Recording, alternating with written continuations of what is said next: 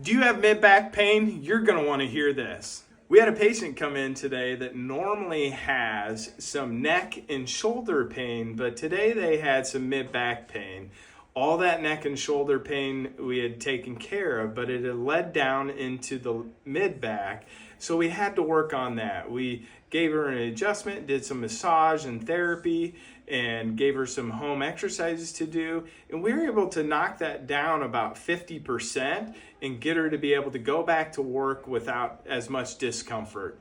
If you have any sort of mid-back pain or know somebody that has any mid-back pain, definitely share this with them or comment down below, send us a message, give us a call. We'd love to help you out. Thanks, guys.